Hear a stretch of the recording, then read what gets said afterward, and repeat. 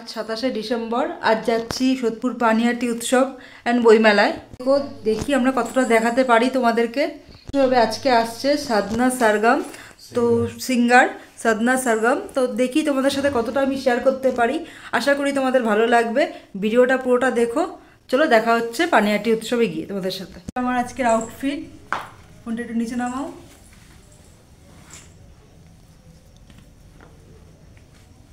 কেমন লাগছে জানিও।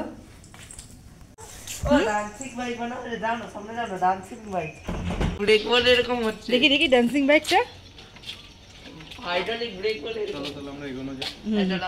চলো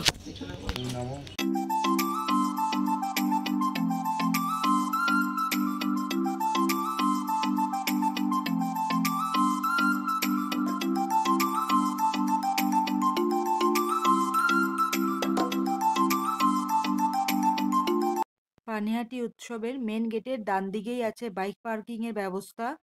তো চলো আগে বাইকটা পার্কিং করে তারপরে ভিতরের দিকে যাওয়া যাক। বেশ অনেকটা জায়গা নিয়েই কিন্তু বাইক পার্কিং এর ব্যবস্থা আছে এখানে, কারণ প্রতি বছরই কিন্তু পানিহাটি উৎসব আর বইমেলাতে প্রচুর ভিড় হয়ে থাকে মানুষের। আর সাধনা সারগাম আসছে বলে কিন্তু মানুষের ভিড়টা আরো বেশি। যাই হোক, ভিড় কাটিয়ে আস্তে আস্তে আমরা চলে এলাম অ্যাকোয়া ওয়ার্ল্ডের কাছে। অ্যাকোয়া ওয়ার্ল্ডের পার হেড এন্ট্রি ফিস ছিল 15 টাকা করে। তো চলো আমরাও টিকিটটা কেটে ভিতরে ঢুকে পড়লাম। ভিতরে ঢুকে যে এত রকমের মাছ দেখতে পারবো সত্যিই আমরা আশা করেছিলাম না। আর অ্যাকুরিয়ামের ভিতরে ভীষণই সুন্দর লাগছিল মাছগুলোকে দেখতে। তোমাদের এই মাছদের নাম জানা থাকলে অবশ্যই কমেন্টে জানিও।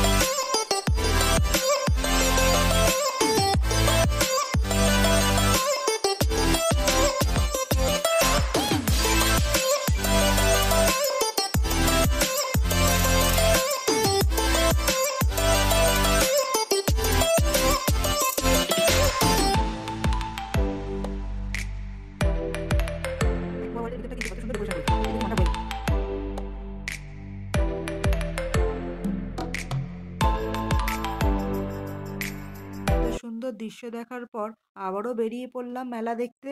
মেয়েদের ব্যাগ, স্টোল, জুয়েলারি, কত রকমের দোকান দেখতে দেখতে চলে এলাম স্টেজের কাছে। তখনও কিন্তু সাধনা সারগাম এসে পৌঁছায়নি। কিছুক্ষণ ওয়েট করতেই তার দেখা পেলাম। দুঃখের বিষয় এই ছিল যে তাকে সামনে থেকে দেখার সুযোগ পাইনি এত ভিড়ের কারণে। যাই হোক, দূর থেকে দেখে মনকে সান্ত্বনা দেওয়া ছাড়া আর কোনো উপায় ছিল না আমাদের কাছে।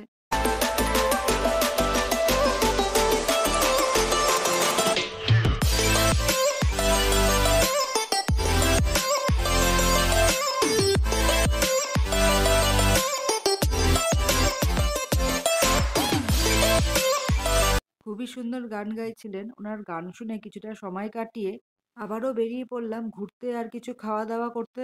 এখানে কিন্তু অনেক রকমের খাবারের দোকান বসেছে। তার মধ্যে আমরা কি কি খাওয়া দাওয়া করলাম সেগুলো তোমাদের সাথে শেয়ার করছি। তোমরা দেখে বুঝতেই পারছো যে কত লোকের ভিড় হয় এই পানিহাটি উৎসব আর বইমেলাতে। সোদপুর মানুষদের কাছে কিন্তু পানিহাটি উৎসব একটা আবেগ ও ভালোবাসার জায়গা। খাবারের মধ্যে প্রথমেই আমরা নিয়েছিলাম পাপড়ি চাট, তারপরে চলে এসেছিলাম এই সাউথ ইন্ডিয়ান স্টলে। সাউথ ইন্ডিয়ান খাবার কিন্তু আমার ভীষণই প্রিয় আর খুবই পছন্দের একটা খাবার। সাউথ ইন্ডিয়ান স্টল থেকে নিয়েছিলাম 1 প্লেট উত্তাপাম। এই দোকানের উত্তাপামটা খেতে খুব একটা ভালো লাগলো না আমার, তাই 1 প্লেটই নিয়েছিলাম। মা ছেলে মিলে ট্রাই করলাম।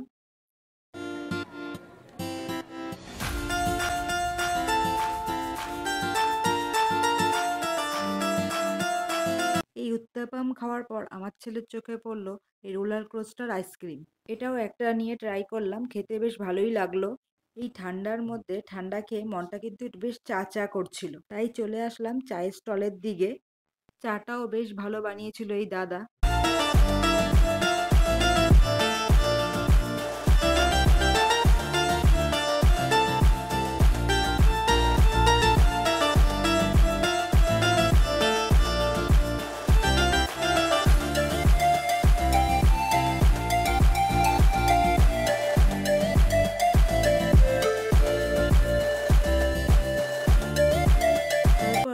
ঘুরতে চোখে পড়লো এই সুন্দর একটা স্টল। কত রকমের লাইট দেওয়া বোতল আর কত রকমের পুতুল।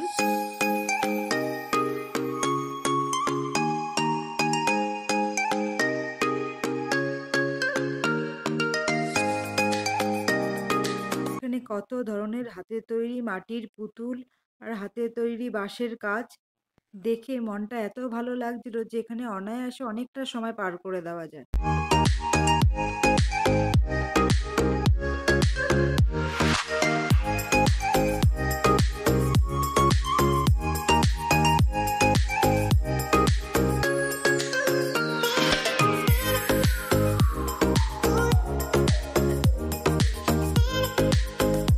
আর এদিকে দেখো ঘর সাজানোর জন্য কত রকমের সুন্দর সুন্দর ফুল। এখানে কিন্তু পুষ্প প্রদর্শনীও আছে, সেটা অবশ্য এই ভিডিওতে দেখানো সম্ভব হয়ে উঠলো না।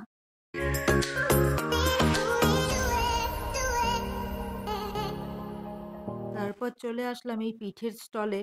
এখানে কিন্তু পিঠের মধ্যে অনেক রকমের ভ্যারাইটি ছিল, তার মধ্যে আমরা ট্রাই করেছিলাম পাটিসাপটা আর ভাপা পিঠে। পিঠেগুলোও কিন্তু খেতে খুবই ভালো লাগলো।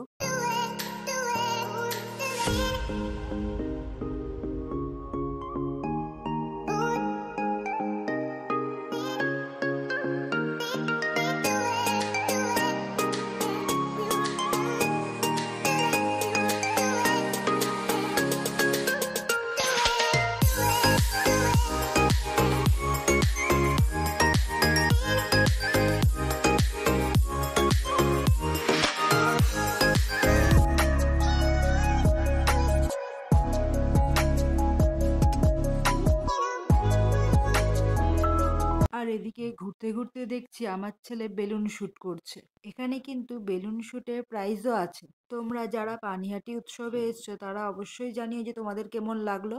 আর যারা আসবে ভাবছো তারা অবশ্যই ঘুরে যেও, তোমাদের খুব ভালো লাগবে।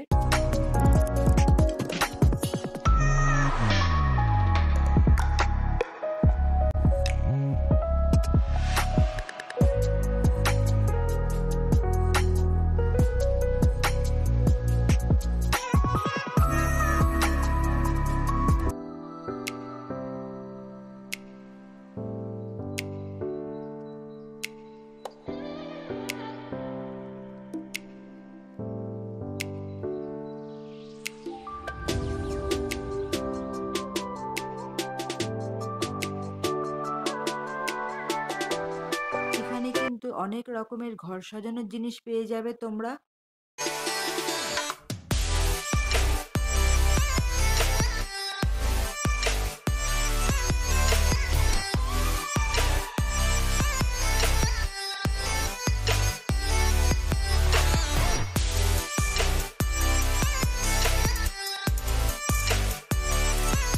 তারপর ঘুরতে ঘুরতে দেখা মিলল এই তুর্কি আইসক্রিম স্টলের। এটা অবশ্য আমরা খেয়ে ট্রাই করিনি, কিন্তু দেখতে বেশ ভালো লাগছিল।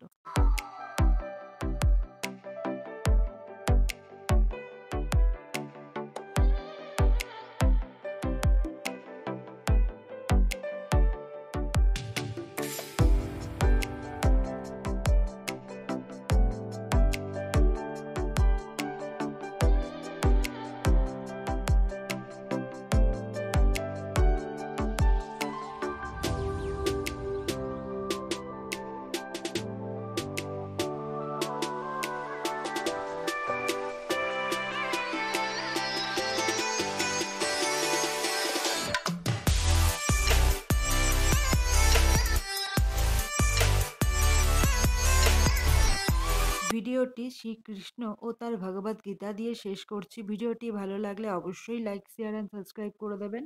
তোমরা কে কোন মেলা ঘুরেছো আর কেমন ঘুরেছো অবশ্যই জানাবে। সকলেই সুস্থ থাকবে আর ভালো থাকবে। দেখা হবে তোমাদের সাথে নতুন ভিডিওতে।